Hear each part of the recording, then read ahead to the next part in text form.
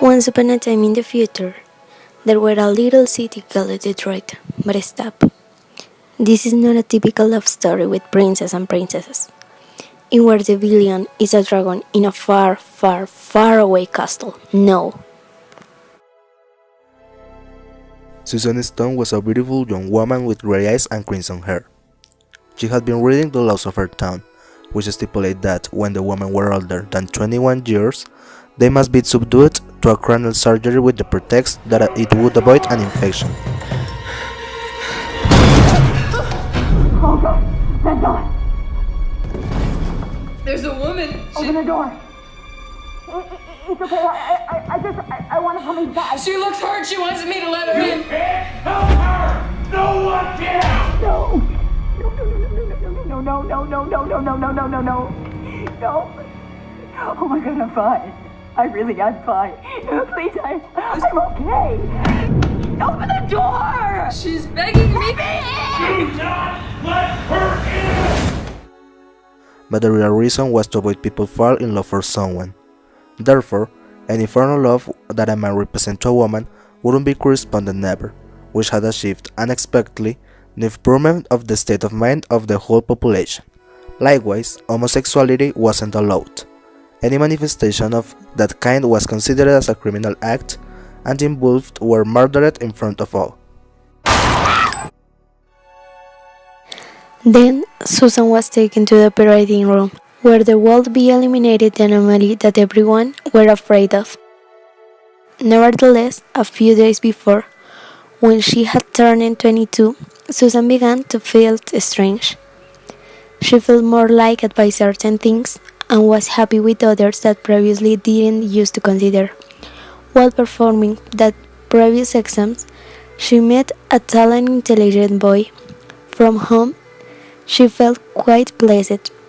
His name was Andrew Rockwell. He had blue eyes, and his light complexion resembled the color of the moon when it was illuminating the night sky. At the conclusion of the exams, he explained the procedure and how it would take her to recover from the surgery. Besides, to her good fortune, he would be in her care. The anticipated date arrived, and Susan was intervened. Her hair was removed, a black robe was put on her body, and she had to wait sitting with another pair of anxious women. When her turn came to her bad luck, there was a complication in the process. In this way, her recovery would take longer than expected, because her situation was critical.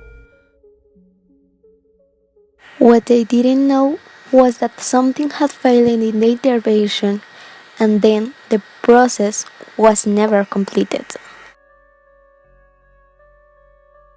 With the pass of time, Susan fell in love with the man who took care of her. She didn't know what it was, but something connected her to the depth of in his eyes. Something made things move inside her every time she saw him entering through the door.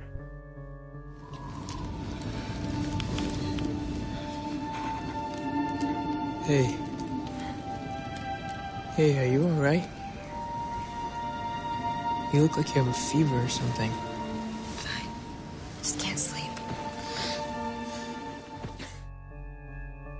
And, even stronger but narrower the first time they joined their lips. It was something never explored before, something magical, something forbidden.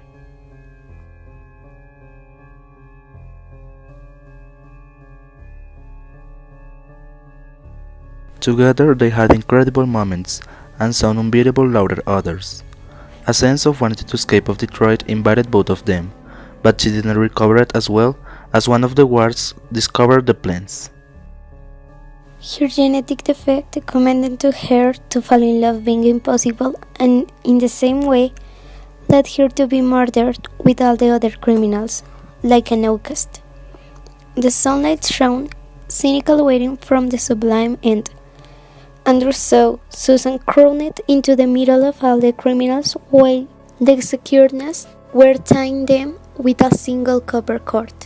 When that was finished, they hooked it into an electric generator, what was several meters away from the daily area, which they put into operation. A flash of 1,000 volts flowed the upper part of a stage and bodies, now lifeless, moved like puppets in a joyfully grim dance.